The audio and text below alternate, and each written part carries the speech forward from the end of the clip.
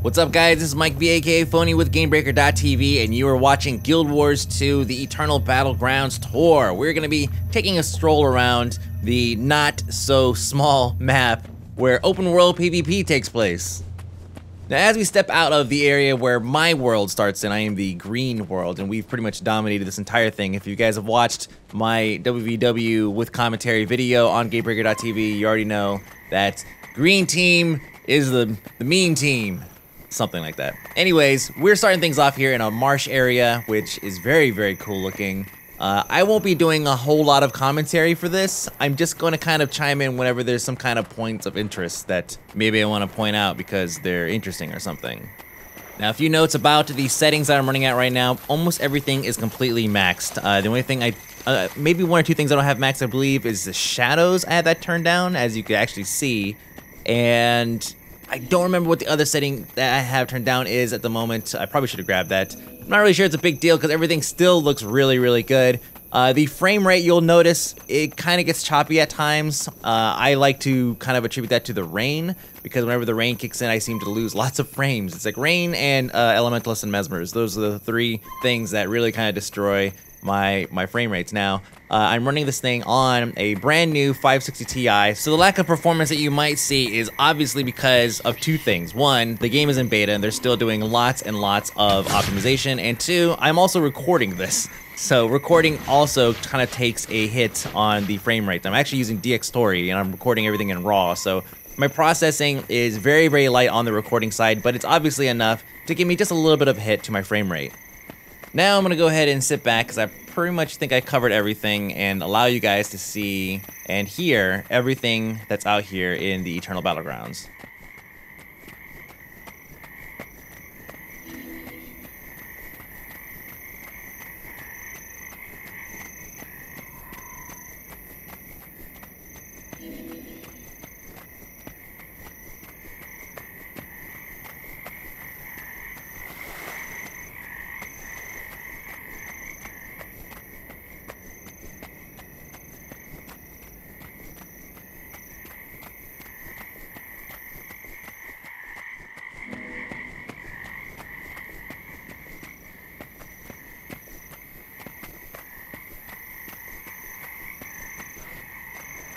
Now, the previous videos that I've done on the race's home cities, I missed a couple pieces, a couple areas. Some people mapped it out for me. Actually, one gentleman actually went through and mapped out my entire path, which I thought was kind of cool. Here, I want to actually try my best to get a pretty good circle and cover about as much as possible. So you're going to see me pop open my map from time to time to ensure that I'm covering as much as I can without going too far out of the way for something that may not be worth it.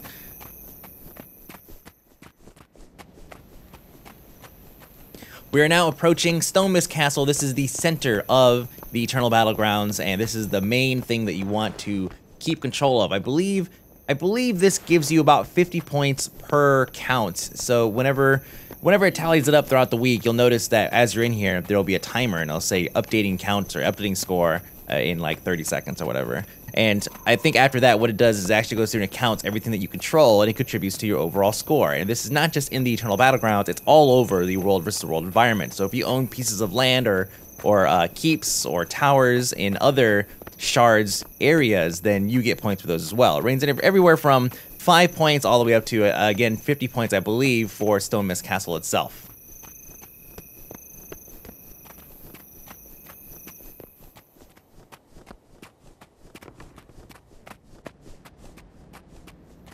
Now from here, you can see the outer walls over there on the right, and I am now standing on the inner wall of the keep. You see there's a vat there. Basically, that thing is full of hot oil, and then you could drop it on top of players who are attempting to access the door there, which is a very, very, very interesting mechanic. Actually, in my WvW with commentary video, I actually used one of those once, and I actually ended up killing somebody. It was kind of nice. So now we're inside.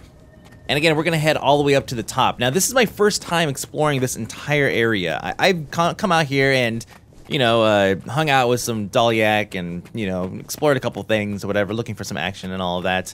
Even on the areas that are sometimes marked with a double cross sword, which means that there's some kind of action going on there. Even those areas don't always have people there. It's almost like there's some kind of delay or release where it takes a while for it to actually stop notifying you that there is some kind of action here. So I am now, I believe, on the very, very top, and we're gonna peek over the edge. I almost fall off right here. That would definitely would have killed me. But we're gonna head back inside and check out the other areas here. You see that there's some, I believe those are trebuchet build sites that are surrounding the area here. Those guys right there that I'm highlighting.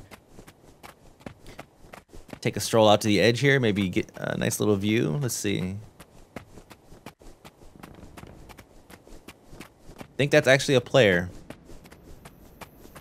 So right now I'm looking for a place to jump down because I don't feel like going back down the normal way. I don't like to backtrack ever at all in any situation. I like to continue moving forward.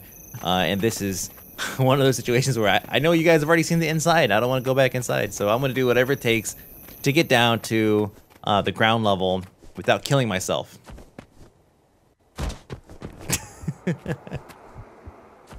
I'm good. See? Didn't kill myself.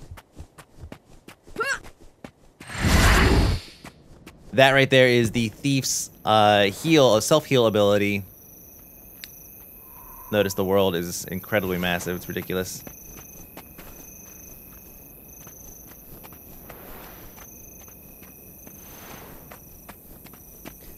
We are now entering the Blue Shard Valley. This is, well, it was all blue shards, areas and zones and keeps and towers and all of that. Unfortunately, we, the green team, have managed to secure ourselves pretty much the entire map.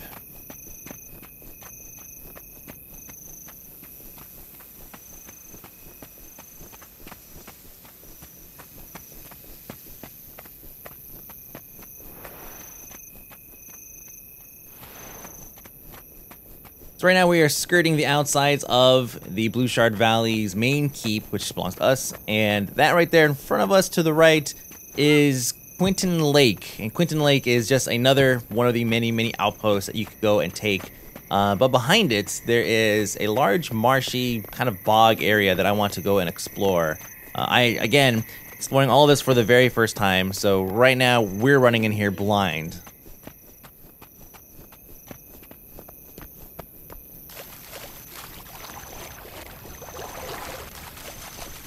Oh snap, there's an invasion going on. I hear that blue kind of sound effect going on in the background. That means that there's some kind of event nearby. And I'm not participating in any of them because I'm too busy running around, showing you guys everything. So, a little bit of action here. Some giant frogs.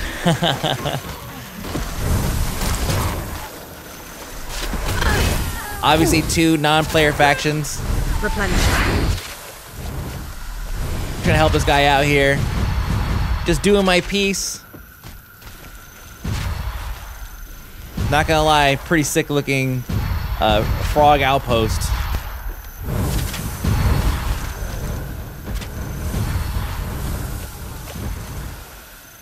You see here? That, I believe, is what's called a dynamic event. There, he's up. I'm getting out of here. I'm taking some hits. And he's down already. That's nice. Good thing I revived that dude. So I've seen enough. Looks cool, guys. You guys enjoy yourselves. I'm gonna do whatever it takes to not die, because dying makes me look bad.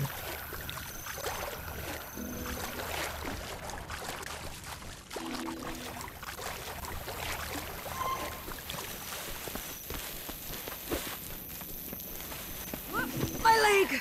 Oh, it wasn't an arrow. I'll never know. There's an Asura right there coming to help me. I'm gonna run past her. No, she's not helping me. She's too busy trying to catch up to her Dalyak. So yeah, every Dalyak has a couple guards that escort them across the map, and obviously this is to help prevent, you know, somebody from just coming and just pushing over whatever supply caravan that you have going on.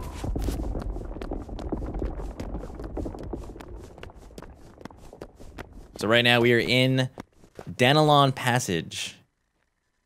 This area is in the lower left corner of the Blue Shard Valley's map, or area of the map. You see here, down there at the bottom. This is the very, very bottom of WvW. Further south you could go.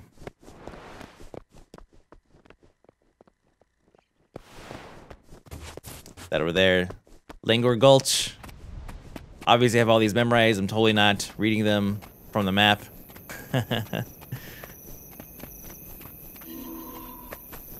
This area, again, also shows up in the WvW video, except for it's much brighter outside, and there's a whole lot more action. Speaking of, looks like there's some stuff going on up ahead. Gonna make my way over there. I don't think I'm willing to participate at this point in time. Again, dying makes me look bad.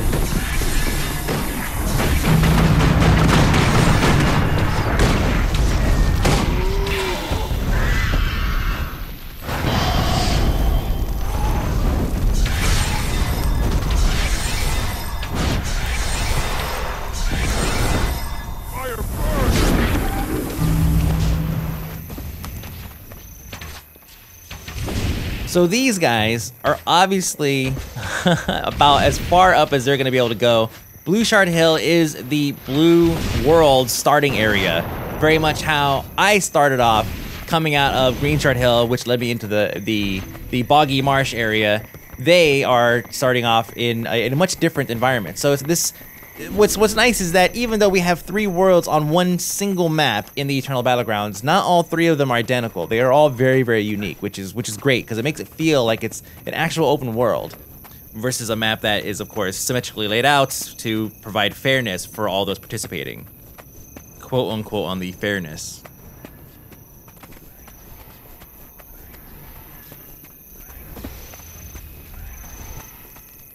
Looks like blue team is pushing up towards the bridge, but looks like this guy over here has got it pretty much taken care of. So I'm gonna get back to touring.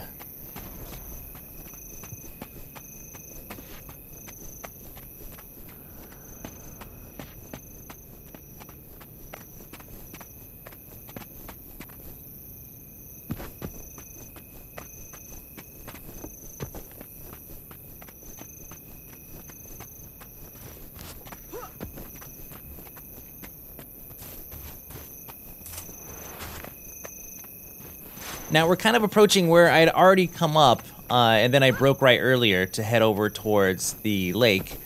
And obviously I'm just going to take a little bit of a detour because I don't like to backtrack. I think I was trying to actually stay on top of the wall there, so that was kind of a fail. But this fail paid off, which you'll see in just a moment. Very, very cool inner workings, some ruins. And then, what is this? Oh, it's a hole in the ground. Oh, it's more than a hole in the ground. It's where the Ninja Turtles are.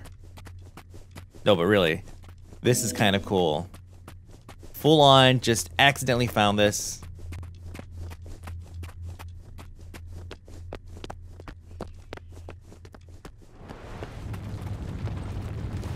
You see it leads under a huge area. Sounds like a pretty nifty way of either escaping or sieging the keep.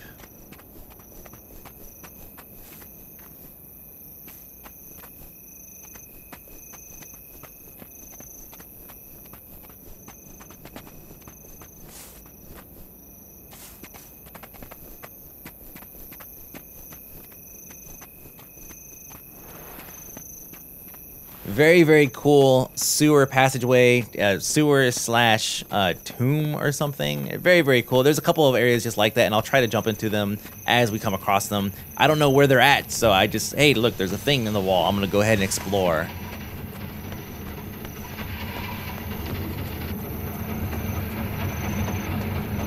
There's a small outpost here.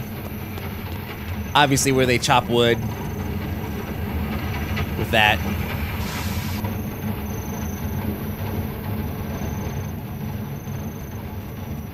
And this is the uppermost portion of Blue Chard's side of the Eternal Battlegrounds. And we're gonna now go back to the center towards Stonemiss Castle. Some wolves. No big deal. Dodge. More than one. Thankfully, mobs don't seem to run faster than you do. And if they do, then it's so slight that, again, a little dodge here and there will throw you forward with enough momentum to prevent you from being caught. This is something Gulch, Duriel's Gulch? Not quite sure. But up ahead, another NPC faction duking it out, or 2 of them anyways. Very cool that they put this kind of stuff out here. You know, again, like I mentioned in my city tour videos, they definitely put work into making zones and areas and just things that, you know, if a tree falls out in the middle of the forest, doesn't make a sound type thing. It's like, well, these things are essentially alive. Now, granted, I could be walking up and triggering them and then they start fighting, and that's how they do the whole make it sound like it's alive thing. But whatever, it's perception. I walked up, there was a fight going on. I can only assume that the fight's been going on this entire time. We're now entering a mine. Again, this is something else there it is. Let's go ahead and check it out. One of those types of moments. It is on the map though, but it's not very clearly laid out. This is because there's a supply thing back here. So obviously, this is not just a hidden area or some kind of tunnel that gets you from point A to point B with no other purpose but that. There's actually Dalyaks walking out of here, as you can see right here. That's my supply right there. Oh, it's being attacked, which means it's an event. I need to save this Dalyak. I got you, bro. Yeah, ninja skills. Of course, I have the abilities unlocked of a typical level 2, so sorry, Dalyak. I kind of feel bad. You can hear it over there. Hear that? Oh my gosh. Yeah. How terrible do you feel right now? It's all good though, I'm sure that Yak understands. Some NPCs down there, some mobs, some guards. Love guards.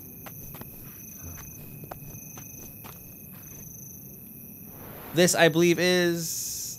Oh, okay, yeah, Blue Slow. So that up there must be, that's Chard Hill. There was a surrogate up there. So that was actually a part of... No, that was part of another area. I think that surrogate is just so high that it just looks like it was right on the other side of those walls. Look at this. These statues. That's the backside of Stonemiss Castle. More than one way in, guys. That right there is Red Shard Overlook.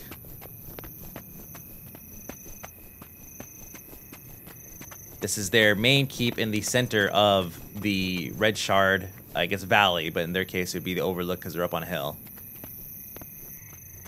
Again, I should mention that there are 3 main areas of the Eternal Battlegrounds map. Actually 4. There are the 3 outer areas where each individual shard starts. You see that was Red Chard Hill up there. The center being Stonemiss Castle, which is the main thing you want to capture in Eternal Battlegrounds. And obviously, every area has been completely different. There was the marshlands, which is where I started. Then there was the valley, where the ruins and all of that were, which is where the blue team starts. And then the red team we just left, which is a nice grassy, hilly area. And so far, we've been walking for about 18 minutes. I think this entire walk is probably between 25 and 27 minutes, which is pretty impressive, mind you. Now, I wouldn't mind a mount of some sort. It may not necessarily because it'd be easier to travel from point A to point B, but also because it's one of those cool-looking things. If I'm riding my mounts all the way across the Eternal Battlegrounds, riding into battle just sounds so much better than hoofing it into battle. It just does.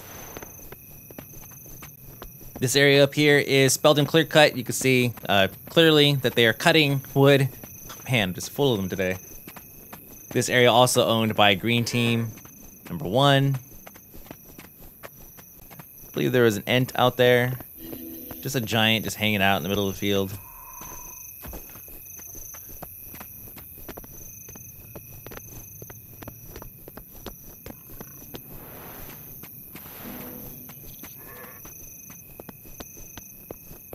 Bunch of animals out here grazing. Very, very cool environment. You see out there in the back? Out there in the back, there is a couple of deer just kind of prancing around. Look at that. Little stuff like that. Nice touches. Nice touches. If I could have one gripe, is that after doing the city tours and running around and listening to all of the people talk, nobody out here talks to each other.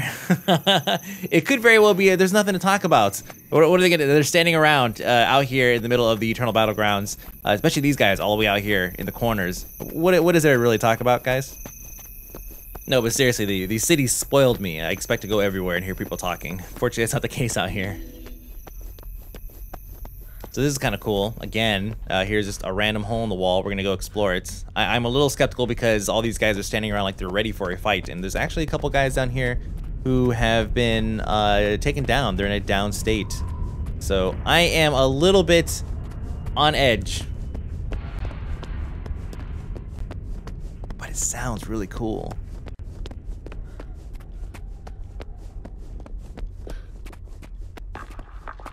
So there was an exit right there, but I didn't want to take that one yet. I want to go see where the other one goes. There's this one right here, which is a dead end. And this one just goes deeper.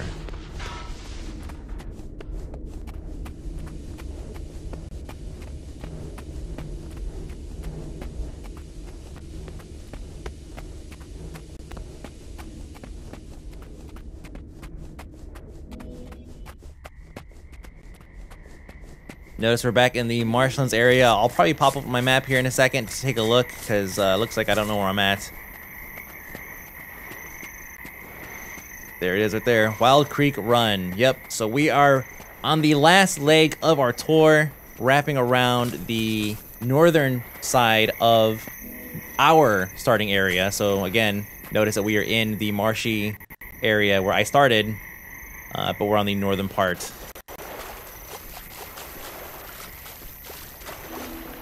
This is a quarry that we're approaching over here. All of these things can be captured and you can accumulate points from these. So all of these smaller zones are great because you could go and capture these nodes and they will belong to your world, to your shard, and you will accumulate points for every cycle. And remember, the center is 50 points, but all of these smaller little tiny ones on the outer areas, especially I believe probably the small encampments, they're like 5 points. So capturing a whole bunch of small ones with a couple of mediums in there, you will still accumulate a good amount of points. If you leave the other team with nothing but Stonemiss Castle, well, then, you know, they're not going to really accomplish too much. Yes, they might have the larger piece on the land, but you're just raking in so many points from all the small things, small outposts that you've taken over, that it's a win in your court. Another keep.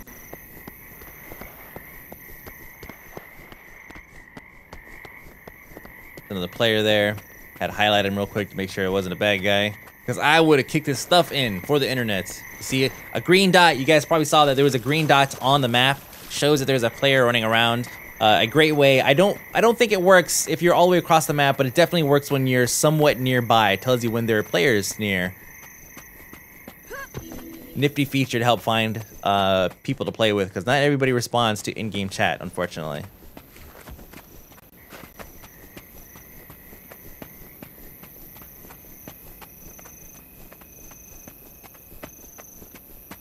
Now we're back inside of our keep, Green Shard Lowlands. This all belongs to us. Very, very not depressing at all.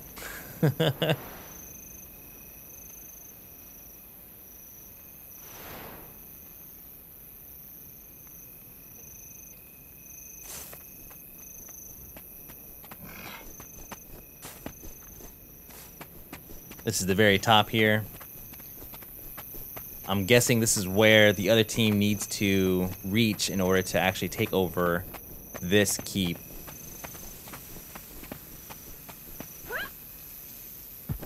I'm fearless. I'm just gonna jump off everything. I think at this point I've jumped off so many things and not died that I am indeed fearless. I could jump off anything. See the entrance over there to, I believe that's Green Chard Hill. That's where I started out. Where we started off this journey, this tour. Notice that our entrance here has a nice winding, narrow staircase versus everybody else has the very broad access points.